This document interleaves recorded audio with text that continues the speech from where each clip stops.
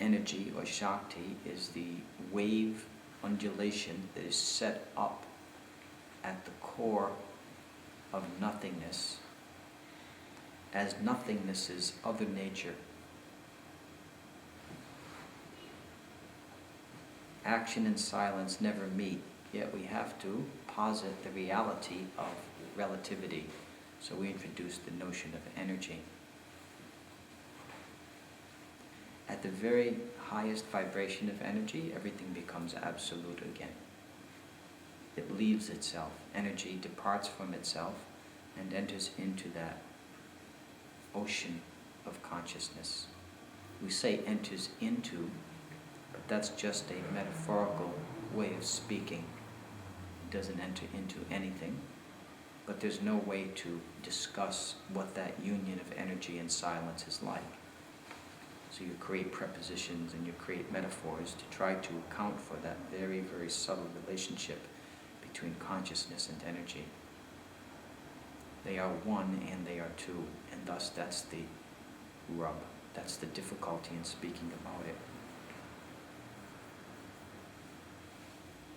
The Shakti exudes an initiatory current, an initiatory fire, a subtle vibration, or an intense vibration that tunes the recipient like a fork, like a tuning fork, so that the entire being can remain steadily angled or aligned with, as closely as possible, that nothingness that transcends everything.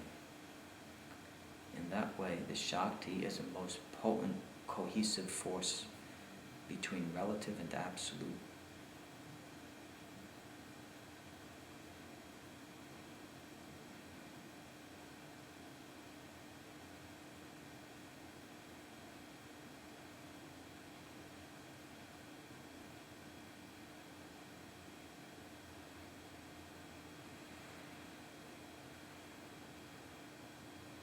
To live without the absolute, life won't feel right. To live without this understanding of energy, even realization of the absolute won't feel right. There will be a great disconnection between being and action, between nothingness and relativity.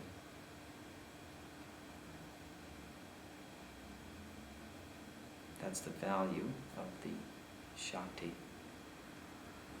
It can help mend this tremendous division that naturally occurs in existence. There's nothing unnatural about that division.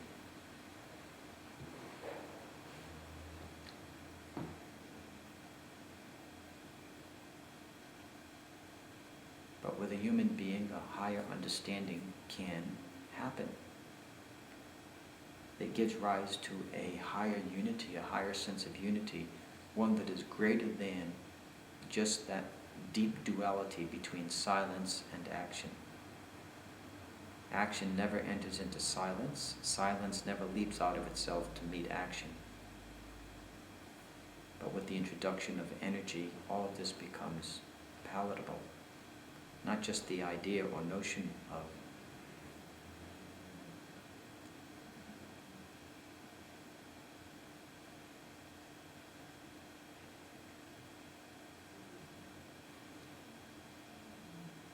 energy, but the experience of it. Feeling the Shakti in you, as you, in that all-pervasive quiet place. Feeling both.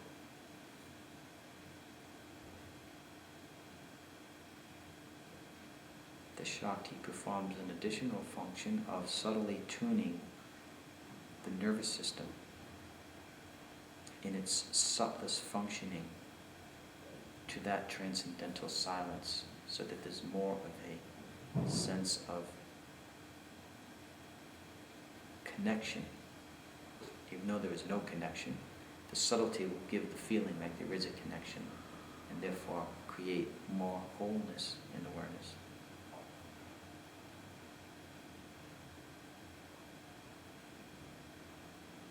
The Shakti has its own mind.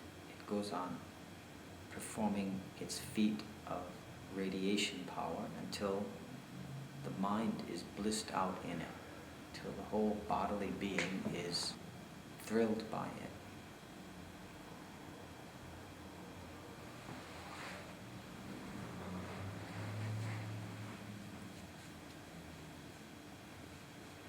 Without these high perceptions of ecstasy, bliss, and thrill, you don't know your own nervous system. You don't know what notes it's capable of singing. It's important to know the high frequency of bliss, even relative bliss, you can taste with the help of something like the Shakti. Otherwise, you will remain a non-knower to your own capability of radical happiness. Happiness which involves subtlety of perception.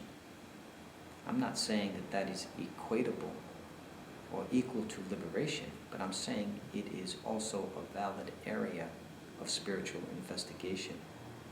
It's a valid area in which to become aware, know, understand, and taste the highest bliss and blisses that are available. You will perforce experience the worst fatality of human existence, which is death. That won't be spared you. So why not know all that is equal and opposite to that? Why not know the highest states of mystical and absorptive ecstasies that are possible? Again, they are not replacements for moksha, but they go alongside that investigation. They add to it, they fulfill it, so that everything is known.